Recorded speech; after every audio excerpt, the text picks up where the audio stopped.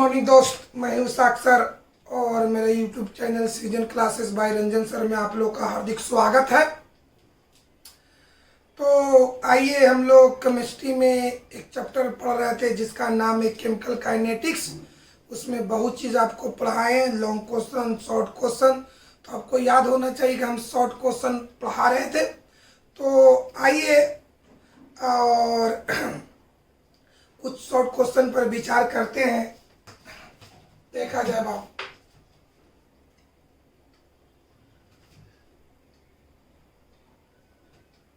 ताप गुणांक, ताप गुणांक। चलिए, आज का पहले इसको समझ लेंगे तो क्वेश्चन के रूप में हम आपको आंसर देंगे। पहले ताप गुणांक समझिए कि आखिर ताप गुणांक क्या है। आपको ये भी याद होना चाहिए कि शॉर्ट क्वेश्चन में हम 12 क्वेश्चन बता चुके हैं। पहले ताप गुणांक समझिए कि ताप गुणांक क्या है। तो एक वो बात आप याद किया जाए कि वेग स्थिरांक का मान ताप पर निर्भर करता है। आइए, टॉपिक क्या है? ताप गुणांक। इससे क्वेश्चन क्या हो सकता है? ताप गुणांक क्या है? ताप गुणांक से आप क्या समझते हैं? ताप गुणांक की व्याख्या करें, ताप गुणांक को अपने शब्दों में वर्णन करें। तो आइए, एक कथा, एक सेंटेंस जानिए, एक वाक्य जानिए, है ना। क्या कि वेग स्थिरांक का मान, वेग स्थिरांक का मान ताप पर निर्भर करता है। तो आइए, ताप का हम यहाँ पर दो वैल्यू लेते हैं, ताप का दो मान लेते हैं, एगो T1 और एगो T2। तो ताप का ऐसा दो मान जो 10 डिग्री सेल्सियस के अंतराल पर हो। बढ़िया से समझो, टॉपिक क्या है? ताप गुणांक। एक शब्द समझ, मतलब एक वाक्य जानिए, एक कथन जानिए कि वेग स्थिरांक का मान ताप पर निर्भर करता है। आगे बढ़ते हैं, ताप का दो वैल्यू इंडिकेट कीजिए, ताप का दो वैल्यू दिखाइए, ऐसा दो वैल्यू जो 10 डिग्री के अंतराल पर हो, जो 10 डिग्री सेल्सियस के अंतराल पर हो। जैसे एग्जांपल बताते हैं, 15 डिग्री सेल्सियस और 25 डिग्री सेल्सियस। तो 25 और 15 में 10 का अंतर है। और बताते हैं 20 और 30 डिग्री का, 20 डिग्री सेल्सियस और 30 डिग्री सेल्सियस, 20 और 30 में 10 का अंतराल है। आगे चलते हैं, आगे बाबू, 100 डिग्री और 110 डिग्री। तो 100 110 में 10 का अंतराल है ना बाबू। तो ताप का ऐसा दो वैल्यू, ताप का ऐसा दो मान, ताप का ऐसा दो मान जो 10 डिग्री सेल्सियस के अंतराल पर हो। अब आइए, तो ताप का दो वैल्यू लिए, एगो T1 एगो T2। तो T1 T2 में कितना के अंतर है? 10 डिग्री सेल्सियस का अंतर है, मतलब अंतराल है। यहाँ बताइए, वेग स्थिरांक का मान किस पर निर्भर करता है? ताप पर निर्भर करता है। यानी जहां पर ताप का मान होगा वहां पर नेसेसरी वेग स्थिरांक का मान होगा। तो आइए बाबू, T1 पर, पहला ताप कितना? T1। तो T1 पर वेग स्थिरांक का कुछ मान होगा, सपोज डेट मान लिए K1। T2 ताप पर वेग स्थिरांक का मान क्या हो गया? K2। बढ़िया से समझो, ताप का दो वैल्यू लिए, T1 और T2, दोनों में अंतराल कितना का है? 10 डिग्री सेल्सियस का अंतराल है। इस ताप पर वेग स्थिरांक बोलो K1, इस ताप पर वेग स्थिरांक बोलो K2। तो दोनों का अनुपात क्या होगा? K1 बटा K2। बताओ बाबू, ये दोनों का अनुपात K1 बटा K2, यही अनुपात क्या कहलाता है? ताप गुणांक। एक बार और समझा जाए, वेग स्थिरांक का मान किस पर निर्भर करता? ताप पर। ताप का के वैल्यू लिए, दो वैल्यू T1 और T2, है ना बाबू। दोनों में कितना का अंतराल है? 10 डिग्री सेल्सियस का अंतराल है। तो बताओ बाबू, 10 डिग्री सेल्सियस अंतराल पर आप दो ताप का दो वैल्यू ले सकते हैं, 20, 30, 15, 25, 5, 20। मतलब कि ऐसा दो वैल्यू लीजिएगा जिसको घटाएं तो कितना आना चाहिए, 10 डिग्री आइए। अब आइए, तो वेग स्थिरांक का मान किस पर निर्भर है, ताप पर, यानी हर ताप पर वेग स्थिरांक का मान होगा। तो बता, पहला ताप है T1, तो T1 पर वेग स्थिरांक का मान है K1 और T2 पर कितना, K2। तो दोनों का अनुपात क्या हो गया, K1 बटा K2। यह अनुपात क्या होगा, ताप गुना, है ना। तो कैसे लिखेंगे, अब इसको सजा के कैसे लिखेंगे, 10 डिग्री सेल्सियस अंतराल के तापों पर, 10 डिग्री सेल्सियस, बताओ अंतराल कितना का, बताओ जल्दी सुन, 10 डिग्री। पहला ताप T1, दूसरा ताप T2, इस ताप पर वेग स्थिरांक K1, इस ताप पर वेग स्थिरांक K2, दोनों का अनुपात K1 बटा K2। यही अनुपात क्या कहलाता है, ताप गुणांक। तब कैसे डिफरेंशियल लिखे, सुनो बढ़िया से, 10 डिग्री सेल्सियस अंतराल के तापों पर वेग स्थिरांकों का जो अनुपात होता है उसे ताप गुणांक कहते हैं।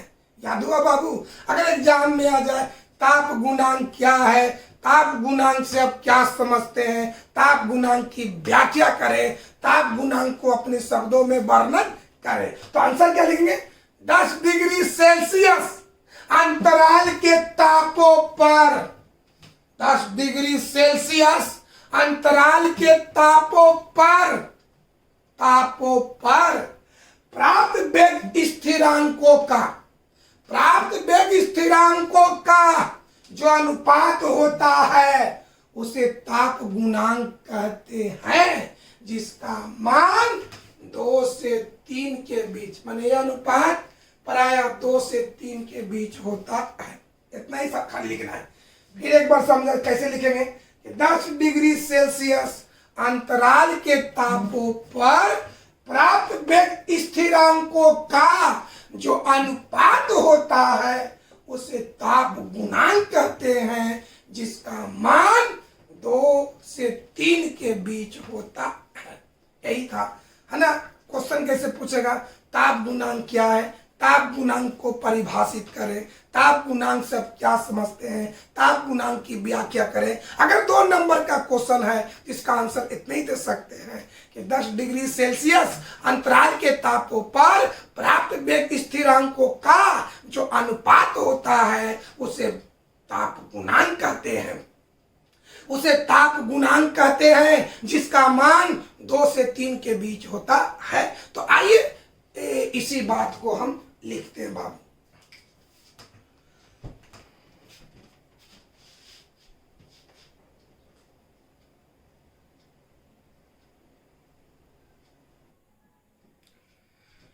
दोस्त शॉर्ट क्वेश्चन लिखा रहे, तो शॉर्ट क्वेश्चन में तेरा क्वेश्चन देखिए, ताप गुणांक क्या है जो अभी हम आपको समझाए हैं।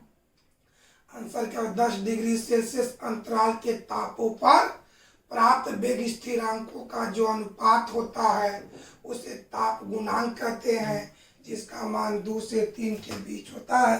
और 2 नंबर कितना लिखिएगा, तो ए आपका हो गया आंसर। यानी एक बार सुना जाए, 10 डिग्री सेल्सियस अंतराल के तापों पर प्राप्त वेग स्थिरांकों का जो अनुपात होता है उसे ताप गुणांक कहते हैं, जिसका मान 2 से 3 के बीच होता है। अब चलते हैं अगले टॉपिक पर, हम विचार करते हैं। चलते हैं बाबू, देखो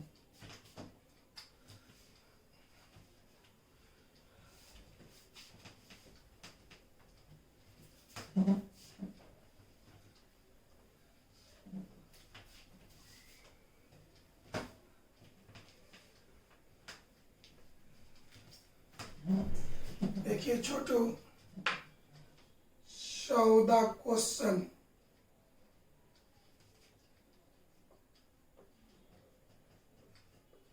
द्रव्यमान अनुपाती नियम क्या है?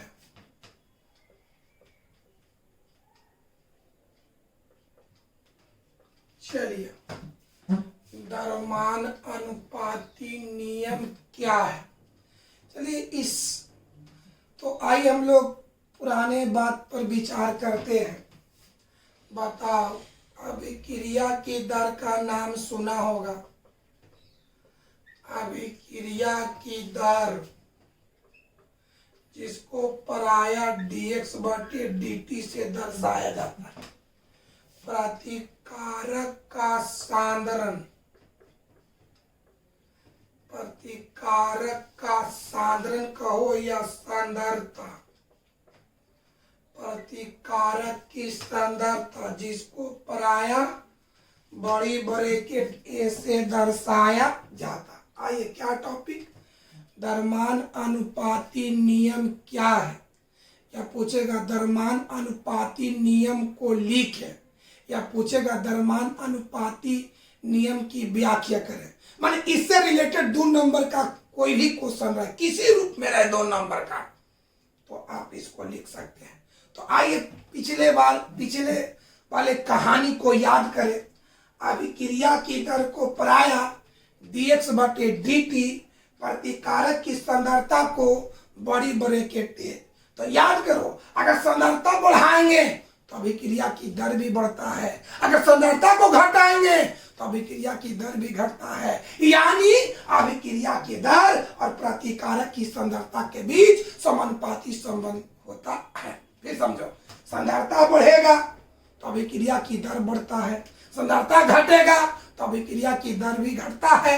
यानी दोनों के बीच समानुपाती का संबंध होता है। यही कथन द्रव्यमान अनुपाती नियम कहलाता है। कोई दिक्कत बाबू? कोई प्रॉब्लम? हमने क्या लिखे? अगर आ जाए कि द्रव्यमान अनुपाती नियम क्या है, तो इसका आंसर यही लिखना है कि किसी रासायनिक अभिक्रिया की दर प्रतिकारक की सांद्रता का समानुपाती होता है। किसी रासायनिक अभिक्रिया की दर प्रतिकारक की सांद्रता का समानुपाती होता है। यह कथन या स्टेटमेंट द्रव्यमान अनुपाती नियम कहलाता है। तो बता बाबू, अभिक्रिया की दर क्या है? बोलो, dx बटा dt। अब प्रतिकारक की सांद्रता बड़ी ब्रैकेट ए, तो द्रव्यमान अनुपाती नियम से दोनों के बीच में क्या होगा? समानुपाती। याद हुआ? कैसे लिखेंगे कि किसी रासायनिक अभिक्रिया की दर प्रतिकारक की सांद्रता का समानुपाती होता है।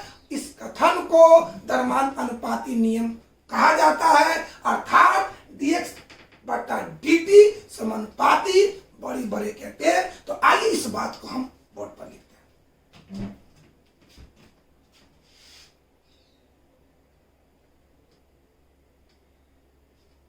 जो देखिए, जो हम आपको समझाएं उसी चीज को बोर्ड पर लिखे। द्रव्यमान अनुपाती नियम, किसी रासायनिक अभिक्रिया की दर को dx बटे dt, प्रतिकारक की सांद्रता को बड़ी ब्रैकेट ए से दर्शाया जाता है। तो चलिए, किसी रासायनिक अभिक्रिया की दर प्रतिकारक की सांद्रता का समानुपाती होता है। इस कथन को द्रव्यमान अनुपाती नियम कहा जाता है, अर्थात अभिक्रिया की दर को dx बटे dt, प्रतिकारक की सांद्रता को बड़ी ब्रैकेट ए, तो दोनों के बीच में काची का संबंध? समानुपाती का संबंध। जब समानुपाती चीज हटकर बराबर आएगा तो इधर कोई कांस्टेंट आएगा, कोई स्थिरांक आएगा। तो देखिए, हम देखें, जहाँ के एक स्थिरांक है जिसको वेग स्थिरांक कहा जाता है। ये सारा चीज हम पहले बता चुके हैं, खाली उसी बात को याद करके यहाँ पर लिखा देना है। एक नजर देखिए आप लोग।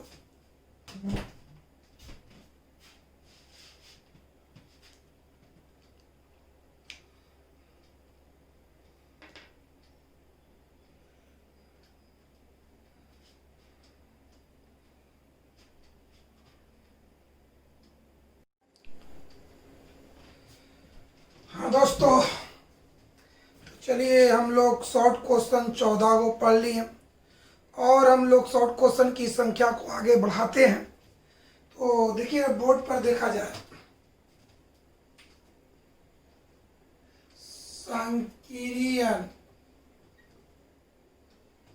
संकीर्ण ऊर्जा और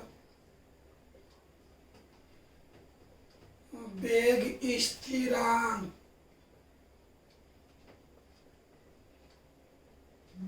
वेग स्थिरांक के बीच संबंध। एक आध बार ये क्वेश्चन पूछा हुआ है, शायद 2013 में पूछा है कि संकीर्ण ऊर्जा और वेग स्थिरांक के बीच संबंध को लिखें। संकीर्ण ऊर्जा और वेग स्थिरांक के बीच संबंध को लिखें। तो यह संकीर्ण ऊर्जा को इंडिकेट किया जाता है E से और वेग स्थिरांक को इंडिकेट किया जाता K से। संकीर्ण ऊर्जा को E से, वेग स्थिरांक को K से, यानी एक ऐसा रिलेशन बताना है, एक ऐसा संबंध बताना है जिसमें K भी हो और E भी हो। कोई दिक्कत है तो संबंध दोनों संकीर्ण ऊर्जा और वेग स्थिरांक के बीच संबंध देखिए क्या होता है।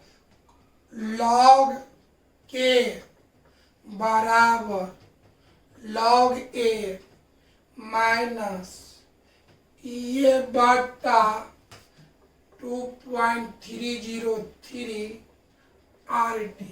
अगर एक नंबर का या दो नंबर का क्वेश्चन आ जाए कि संकीर्ण ऊर्जा और वेग स्थिरांक के बीच संबंध को लिखें या संबंध को स्थापित करें, दो नंबर का क्वेश्चन, क्या सुनो बढ़िया सर, संकीर्ण ऊर्जा और वेग स्थिरांक के बीच संबंध को लिखें तो संकीर्ण ऊर्जा के मतलब E और वेग स्थिरांक के मतलब K, यानी एक ऐसा रिलेशन बताना है, एक ऐसा संबंध बताना है जिसमें E भी हो और K भी हो। तो हम एक संबंध बताए हैं, log K बराबर log A माइनस E बटा 2.303 RT। कोई दिक्कत है? अगर आपसे कोई पूछे संकीर्ण ऊर्जा और वेग स्थिरांक के बीच संबंध को लिखें तो क्या आंसर देंगे? log K बराबर log A माइनस E बटा 2.303 इंटू RT। जहां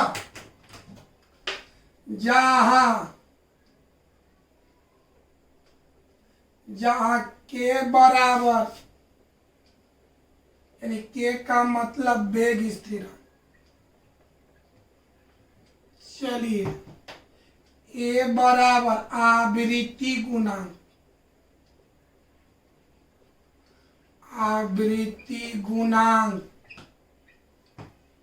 E का मतलब बोलो संकीर्ण ऊर्जा। चलिए R का मतलब गैसीय स्थिरांक। चलिए T का मतलब बोलो ताप। याद किया जाए तब इससे रिलेटेड क्वेश्चन कैसे पूछा था 2013 में, उस पर विचार करेंगे। तो आइए, अगर संकीर्ण ऊर्जा और वेग स्थिरांक के बीच संबंध पूछे, कोई आपसे पूछ दे कि बताओ बाबू संकीर्ण ऊर्जा और वेग स्थिरांक के बीच क्या संबंध है, तो आंसर क्या देंगे? log K बराबर log A माइनस ये बटा 2.303 RT। याद हुआ? कोई पूछे संकीर्ण ऊर्जा और वेग स्थिरांक के बीच संबंध बताएं तो आपका आंसर होना चाहिए log K बराबर log A माइनस ये बटा 2.303 RT। जहां K का मतलब वेग स्थिरांक, A का मतलब आवृत्ति गुणांक, E का मतलब संकीर्ण ऊर्जा, R का मतलब गैसीय स्थिरांक, T का मतलब ताप। याद हुआ बाबू? कोई दिक्कत? फिर एक बार याद करो, K का मतलब वेग स्थिरांक, A का मतलब आवृत्ति गुणांक, E का मतलब संकीर्ण ऊर्जा, R का मतलब गैसीय स्थिरांक, T का मतलब ताप। एक बार लास्ट में फिर पूछ रहे हैं कि संकीर्ण ऊर्जा और वेग स्थिरांक के बीच संबंध को बताएं, संबंध को लिखें, संबंध स्थापित करें, तो आंसर क्या होना चाहिए? log K बराबर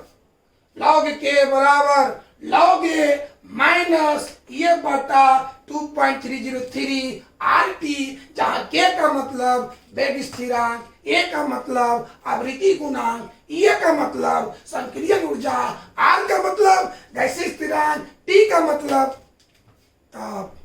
तो आइए इस टॉपिक से रिलेटेड शायद 2013 में पूछा था क्वेश्चन कि संक्रियन ऊर्जा क्या है, संक्रियन ऊर्जा क्या है, संक्रियन ऊर्जा और वेग स्थिरांक के बीच संबंध को लिखे।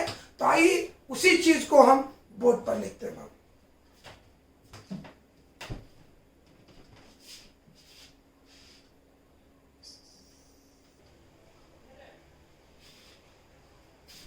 अब तो देखिए एक क्वेश्चन 2013 में शायद पूछा 2 नंबर का, संक्रियन ऊर्जा क्या है, संक्रियन ऊर्जा और वेग स्थिरांक के बीच संबंध को लिखे। तो पहले संक्रियन ऊर्जा को परिभाषित कर देना, जो कल की क्लास में हम आपको बताए थे। क्या चीज कि दिल्ही ऊर्जा से कम ऊर्जा वाले प्रतिकारक के अणुओं को, चलिए पहले हम संक्रियन ऊर्जा को परिभाषित करेंगे। क्या दिल्ही ऊर्जा से कम ऊर्जा वाले प्रतिकारक के अणुओं को अभिक्रिया के लायक बनाने में, अभिक्रिया के योग बनाने में जो न्यूनतम ऊर्जा की आवश्यकता होती है उसे संक्रियन ऊर्जा कहते हैं। फिर समझा जाओ, क्या लिखेंगे, दिल्ही ऊर्जा से कम ऊर्जा वाले प्रतिकारक के अणुओं को अभिक्रिया के योग बनाने में जो न्यूनतम ऊर्जा की आवश्यकता होती है उसे संक्रियन ऊर्जा कहते हैं, जिसको ई से दर्शाया जाता है। पैराग्राफ चेंज करेंगे, संक्रियन ऊर्जा और वेग स्थिरांक के बीच संबंध इस प्रकार है, क्या बताए थे, लॉग के बराबर लॉग ए माइनस ये बटा 2.303 आर टी, जहां के वेग स्थिरांक, ए आवृत्ति गुणांक, आर गैसीय स्थिरांक, टी ताप। कोई दिक्कत है, देखा देख